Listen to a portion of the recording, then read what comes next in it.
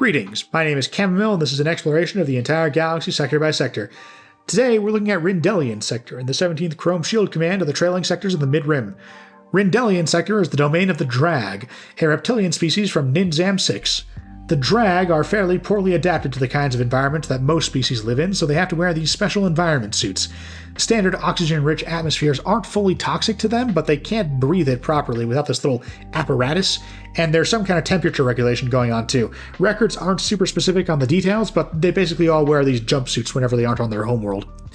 Planet Farcine is a major trade and transportation hub in the trailing sectors. The Trade Federation had a regional headquarters there, and Farcine was where the Trade Federation made their last stand at the end of the Clone Wars. The Trade Federation was officially neutral in the war, claiming that Nute Gunray was a rogue agent, but Palpatine only entertained that fantasy because he needed the CIS to hold on for a couple of years.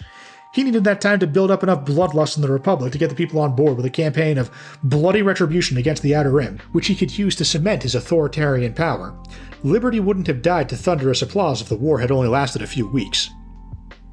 After the CIS had served its purpose, Palpatine immediately imperialized most of the corporations of the Separatist Council.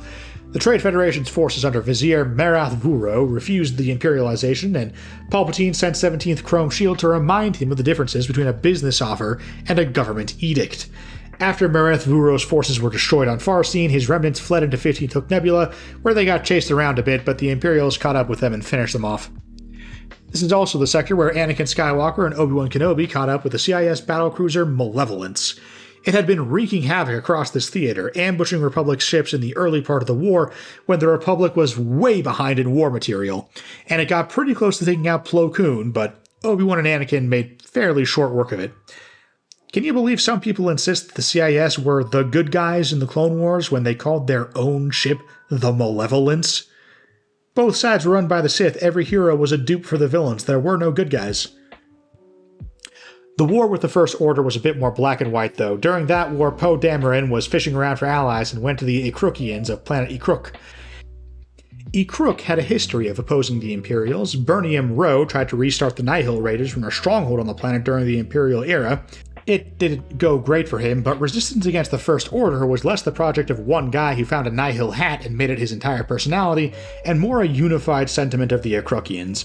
The Ekrookians had built their cities underground, and they have some pretty intense orbital defenses, so while it was touch and go for a bit, they ultimately kicked the First Order out when they came and tried to subjugate the planet. Then when Leia sent out a distress signal from Crate like 3 sectors over, they decided they couldn't be fucked.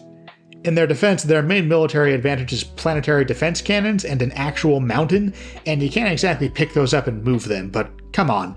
Poe Dameron helped you fight off the First Order, and you can't even find one frigate to help bail him out when he's got AT-ATs bearing down on him.